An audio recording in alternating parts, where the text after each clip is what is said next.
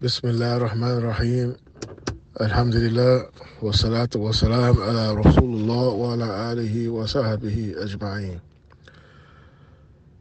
We are continuing in the reading of the letters of Sayyidina Shaykh Ahmad Tijani radiallahu anhu. This is letter number 2 on patience with abuse from the creation and thankfulness in avoiding the unlawful. This particular letter was sent to all of his students, the same as the clear letter was sent to all of his students, no matter where they may be. This letter also was sent to all of his students. What you will find when he sends the letter to all of his students, you will find some repetitions.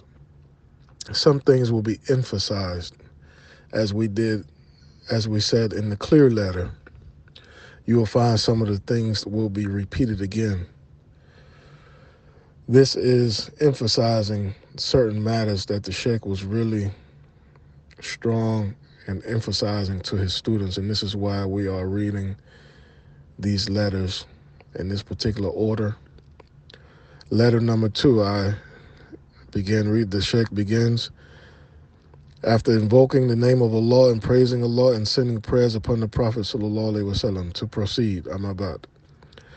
That which I counsel you and myself is to abide by his ﷺ's saying. And that saying is, there are 3 saviors and there are 3 destroyers. Again, there are 3 things that save the servant and there are 3 things that destroy the servant. As for the saviors, they are: 1, conscious fear of Allah publicly and privately. 2, speaking the truth whether one is happy or angry. 3, moderation in wealth and in poverty.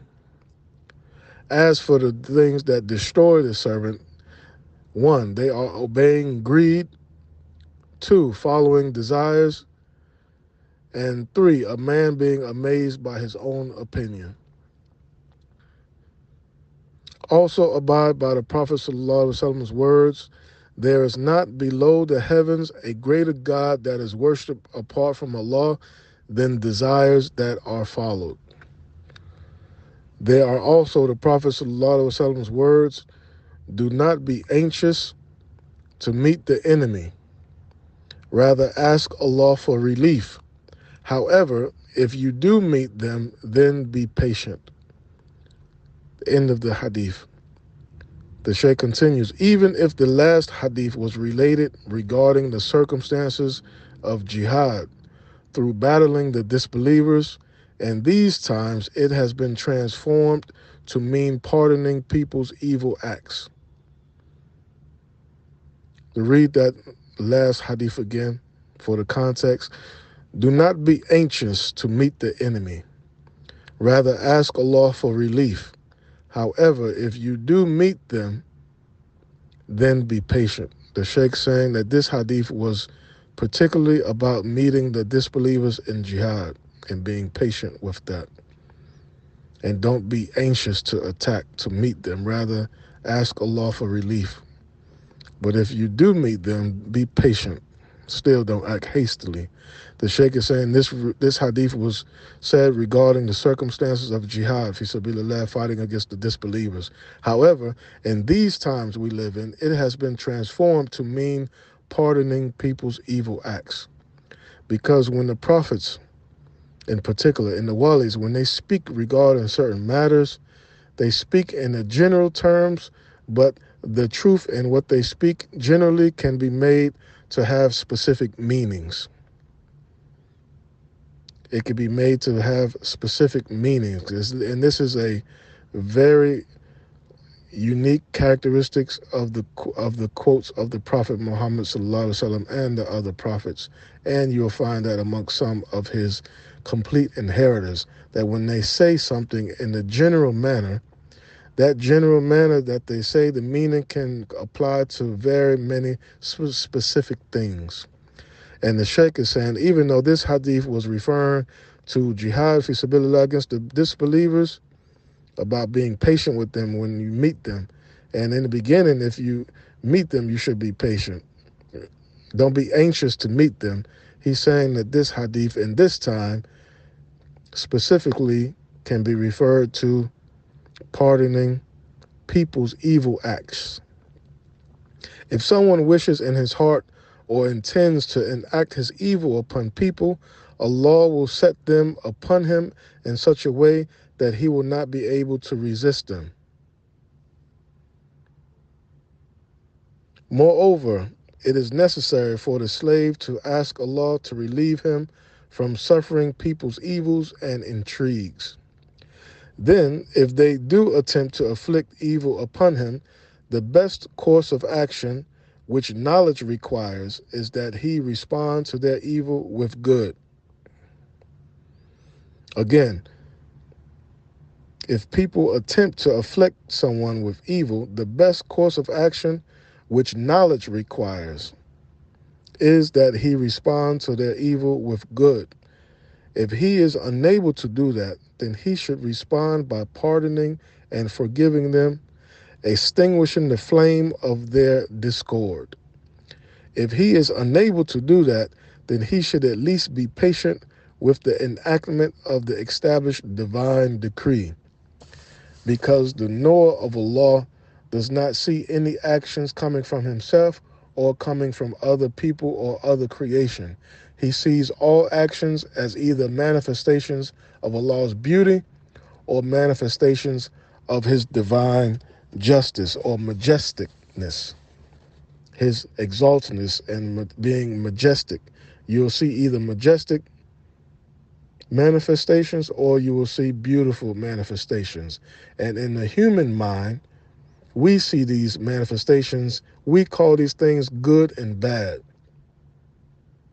But the knower of Allah, who knows that all actions come from Allah, that Allah is one in his essence and his attributes, but also with his actions, that all actions come from Allah. So the Shaykh is saying, when he sees something that comes to him in the evil way, he should do one or three things. The best course of action is to respond to that evil that you see with goodness. If he is not able to do that, then he should respond by forgiving and extinguishing, trying to extinguish the flame of discord or fitna between the person who's trying to bring harm, backbiting, slander, or hatred towards you. If he is unable to do that, then he should at least be patient with the enactment of the divine decree. All of these things that happen, these manifestations that happen, are only actions of divine decree playing out in front of you. Nevertheless, the Shaykh continues, nevertheless, he should not attempt to harm them or abuse them. Thus, if the fire of their evil should flare upon him, he should defend himself in the best way through leniency and gentleness. So the Shaykh is saying not to defend yourself, but defend yourself in the best way, through leniency and gentleness. It's said by Shaykh Ibrahim Niyas radiallahu anhu that even during war, the Prophet ﷺ had two smiles. The first type of smile that he had was because of his handsomeness. The other smile, he would smile due to his bravery. Even in battle, in the heat of war, in the heat of combat, you will see him smiling. The Shaykh continues, if that does not work, by responding to this evil through leniency and gentleness, if that does not work, then he should flee if he is able, leaving his place of residence. So if you're having problems with people, respond to them in gentleness. Usually that works, but if that doesn't work, the Shaykh is saying, then leave the place. If this person does not have the means or ability to migrate, then he should respond by doing the smallest amount of harm possible. You could respond, you could defend yourself, but do it in a small way that is the smallest way that will cause any harm as possible. However, he should do that outwardly. The Shaykh is saying, even if you respond by doing that outwardly, while inwardly performing intense, humble entreaty and supplication to Allah. So even in the outer aspect, you're defending yourself in the most mannerable way, because we are allowed to respond, but the inner aspect of us is still seeking entreaty with Allah through supplication to ask for relief from this fitna, to remove this person's evil from him. He should persist in that until Allah relieves him. These manners of response which we have mentioned are what is required by knowledge. So it's a difference here. If someone is not able to do that, then that person is not a person of knowledge. And the only thing that is a difference between mankind and the animals is knowledge and intellect. This is a side note. This is me speaking. Commentary. But the Shaykh is saying these manners of response in which he has mentioned is what is required by knowledge. The Shaykh continues, let anyone among you who is afflicted with people's evil be careful not to inflict harm upon them to satisfy his temper, his oppressive ignorance, or for the sake of his personal honor. Again, let anyone among you who is afflicted with people's evil be careful not to inflict harm upon them to satisfy his own temper, or to his oppressive ignorance, or for the sake of his personal honor. And a side note, commentary, there is the story of Sayyidina Ali ibn Abu Talib, Karamallah wajhahu. During one of the battles, one of the enemies of Allah was wrestling with him, caught him down, and had him down, and they were wrestling, and Sayyidina Ali got the disbeliever down, about to kill him. The disbeliever spit in Sayyidina Ali's face before Sayyidina Ali was about to apply the final blow. The disbeliever spit in his face. At that moment, Sayyidina Ali told him, "You're free to go." Later on, when they met again, sometime after, that disbeliever became Muslim. And he became Muslim due to asking Sayyidina Ali after he met him, "We met on the battlefield, and you got me down, and you was about to kill me. But then I spit in your face, and you let me live. Like, why did you do that?" And Sayyidina Ali said, if I would have killed you then at that moment, it would have been out of my own anger. It would not have been from the sake of Allah, from me killing you. So because of that, that's why I let you live, because if I would have killed you, it would have been for my own anger, or like how the Shaykh is saying here, or for the sake of his personal honor.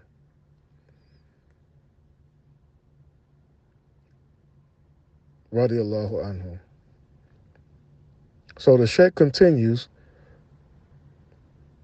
let anyone among you who is afflicted with people's evil be careful not to inflict harm upon them to satisfy his own temper, or for his oppressive ignorance, or for the sake of his personal honor.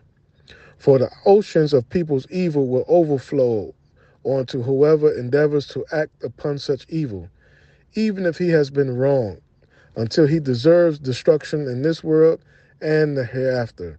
That is a result of his first turning away from Allah's presence. So the Shaykh is saying, the person who sees these things coming to him, if he does not treat these things with a certain adab and etiquette, and turns away from pleasing his own desires by trying to satisfy his nafs, or trying to defend his own honor, the Shaykh is saying that is a form of turning away from Allah's presence.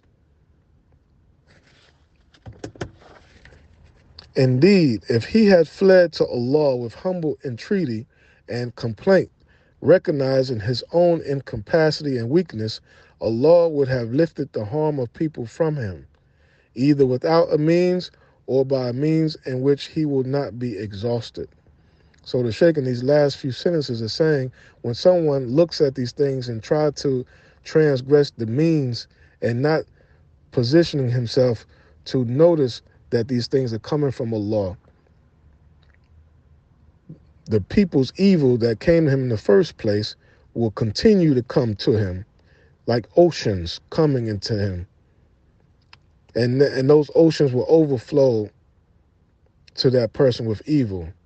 Even if he was wronged in the first place, even if he had a good excuse to defend himself. But when he transgresses that defense and he doesn't entreat Allah with supplication to relieve him, those oceans from the people will become more and more.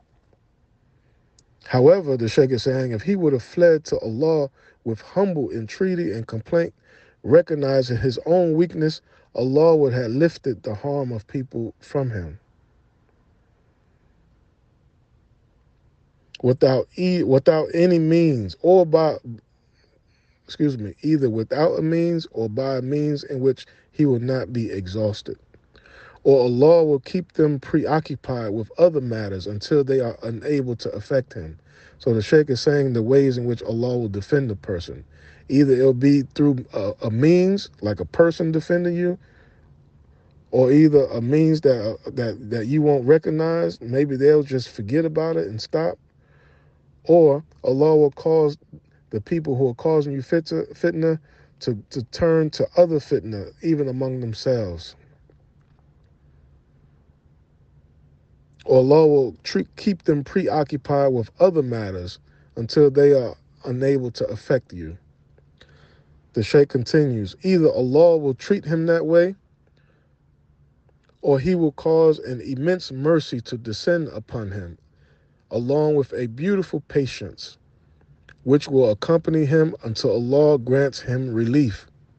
In that case, he will be rewarded in this world and the hereafter.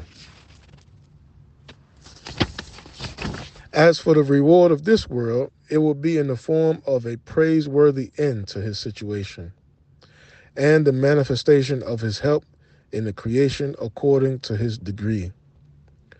As for the reward of the hereafter, it will be in the form of attaining the limitless reward that Allah has promised the patient. He subhanahu wa ta'ala said, the excellent decree of your Lord was completed upon the children of Israel because they were patient. Surah Al-A'raf, ayat 137. So the reward in this world, as the Shaykh said, as a side note, the reward for that is that the reward for that is that the help will come by a praiseworthy end to his situation and the manifestation of his help in the creation according to his degree. So part of the reason when we see the life of the Prophet ﷺ and how he was victorious, but look how he was persecuted in Mecca, how he was persecuted, but his companions were persecuted, and how they were patient. And even when they were finally given permission to retaliate, they did not overstep the boundaries.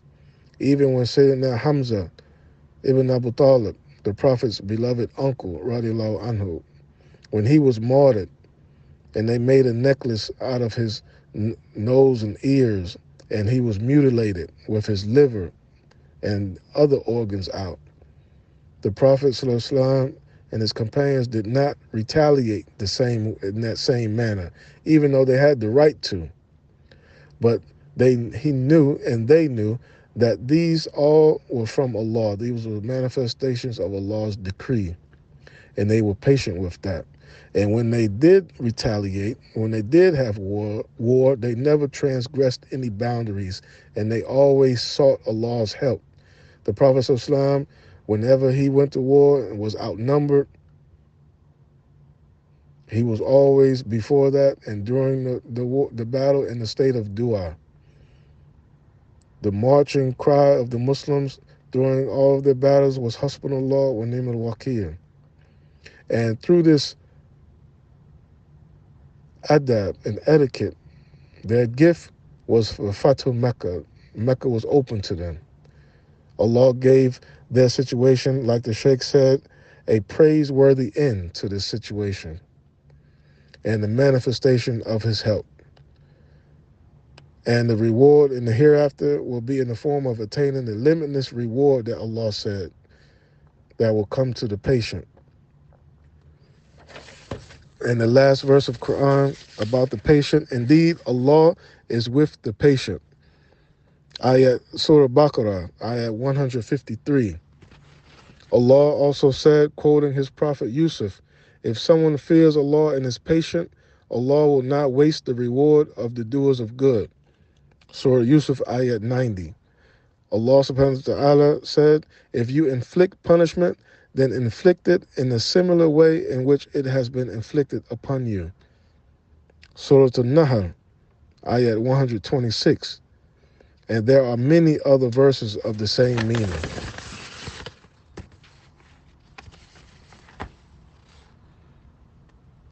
The Shaykh goes further in the letter about the situation of people who don't seek help from Allah in these situations of anger or when they're oppressed.